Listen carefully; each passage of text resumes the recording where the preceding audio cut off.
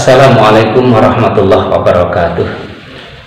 Bismillahirrahmanirrahim. Alhamdulillahirabbil alamin. Wassalatu wassalamu ala asyrofil anbiya wal mursalin sayyidina wa maulana Muhammadin wa ala alihi wa sahbihi ajmain. Amma ba'du. Saudara-saudara dari IPNUI PBNU, alhamdulillah kita bisa bertemu kembali dalam rangka meneruskan pengajian kita.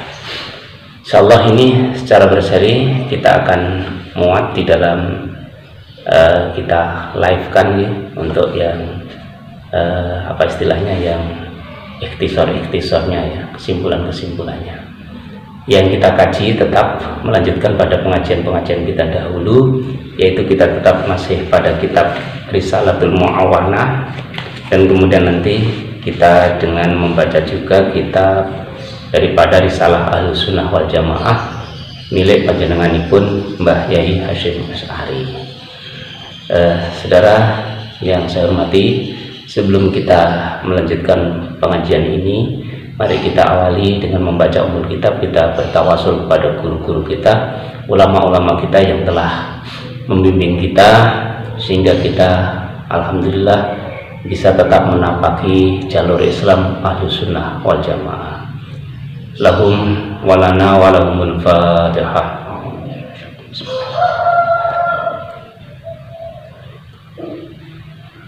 Saudara-saudara sekalian, ini kita Risalatul Mu'awanah, Risalatul Mu'awanah ya, syarah Risalatul Mu'awanah dari Habib Al-Arif Billahi Ta'ala Sayyid Syarif Abdullah bin Ali bin Muhammad Al-Haddad, yang kita tahu beliau juga memiliki dzikiran yang sangat terkenal, yang terkenal dengan sebutan Ratibul Haddad. Mudah-mudahan di antara kalian semua sudah banyak yang hafal dengan Ratibul Haddad ini, sekaligus juga mengamalkannya di dalam kehidupan sehari-hari.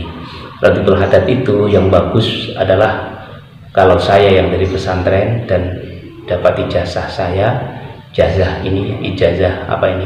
maksud saya ijazah sanad daripada Ratibul Haddad itu, kalau saya baca itu setelah sholat asar. Barang siapa yang baca Ratibul Haddad itu akan diberi keamanan oleh Allah Subhanahu wa Ta'ala, bukan hanya untuk dirinya dan keluarganya saja, tetapi untuk juga seluruh umat muslimin dan bahkan juga non muslim di sekitar area 1 kilo. Itu menurut para kiai ya, 1 kilo dalam lingkup 1 kilo. Utara 1 kilo, selatan 1 kilo. Kalau dari pusat kita ada di sini ada 1 kilo. Alhamdulillah.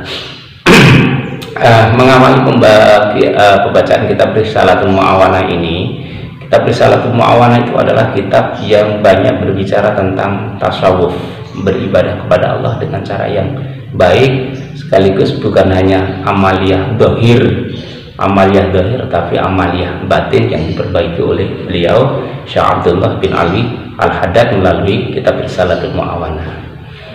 Saudara-saudara, sebagaimana sebuah hadis yang menyebutkan bahwa ada seorang laki-laki dalam tanda kutip ya, seorang laki-laki, ini malaikat Jibril, dan malaikat itu tidak bisa kita sifati apakah malaikat itu laki-laki atau perempuan.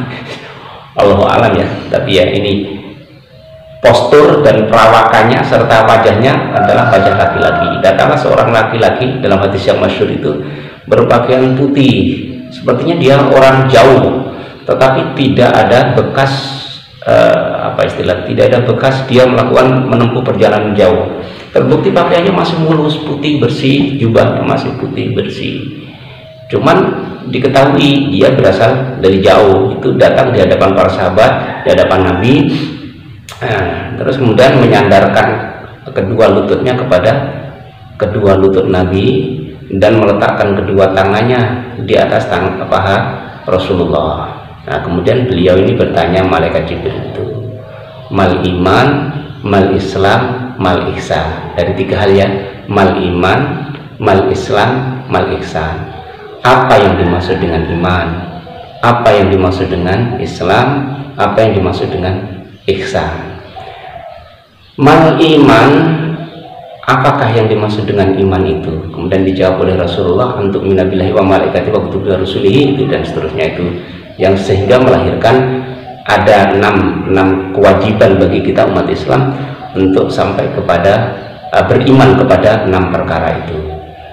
Tapi ini berbeda dengan orang Syiah Rafidhah mungkin ya, yang kita anggap sesat itu adalah Syiah Rafidhah. Syiah yang lain masih kita pertanyakan. Banyak di antara para ulama itu yang menganggap banyak yang tidak sesat juga. Ada Syiah Zaidiyah misalnya, atau Syiah Imamiyah, tidak terlalu menyimpang jauh dari kita.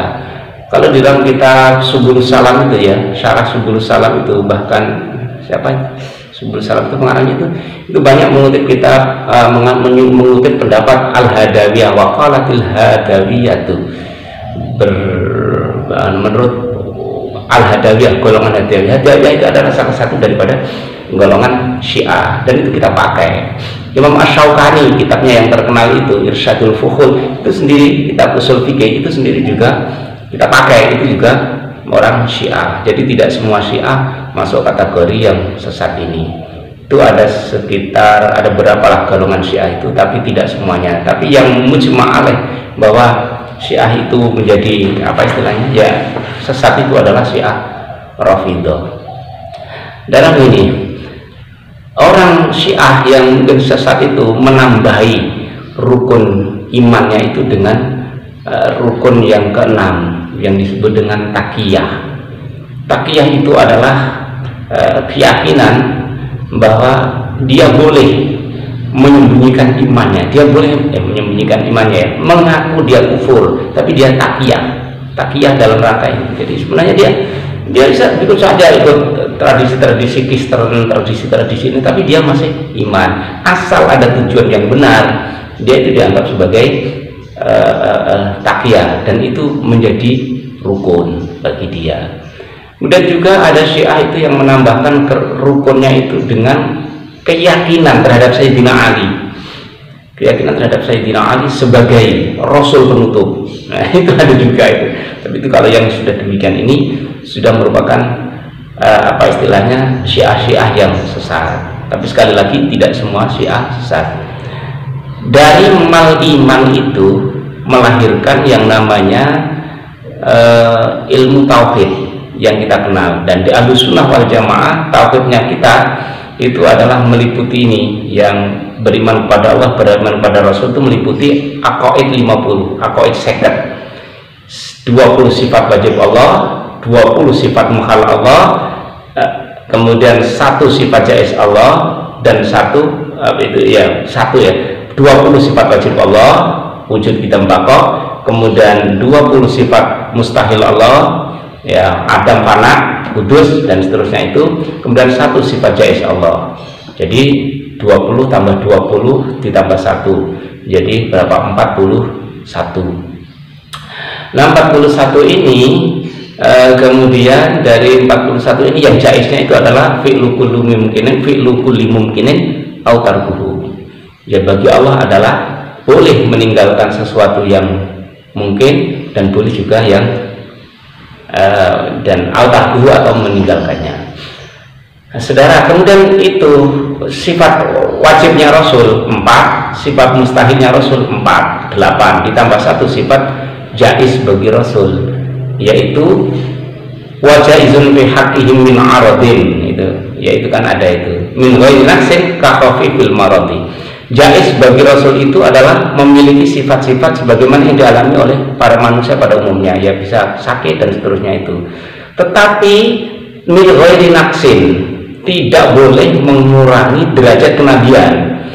Jadi dalam hal ini maka para ulama seperti di dalam kitab Husnul Hamidiyah itu disebutkan bahwa tidak benar kalau misalnya Nabi siapa yang sakit itu, Nabi Ayub yang sampai sakit sedemikian parah itu sehingga dijauhi oleh umatnya, itu tidak benar. Di dalam kitab Husnul Hamidiyah itu disebutkan itu. Jadi dia sakit dalam waktu yang lama, tetapi tidak seperti yang dibayangkan kita, ada belatungnya, setannya ya, menurut set, terus kemudian begitu setnya kalau mau sholat setnya diambil dibuang, kemudian selesai sholat dikembalikan. Jadi agak nggak masuk akal, kemudian dikukur pakai kereweng dan seterusnya. Itu ya zaman itu mungkin belum ada kereweng ya, tapi kadang-kadang ya, tapi itu saking maunya penekanannya adalah kesabaran terhadap kesabaran yang dilakukan oleh siapa, Nabi Ayub itu. Dari mal iman itu melahirkan ini. Kemudian kalau mal Islam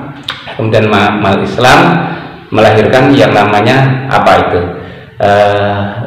rukun Islam itu yang kita ada 5 itu. Nah, rukun Islam yang ada 5 ini nanti kita akan bahas pada sesi berikutnya ya.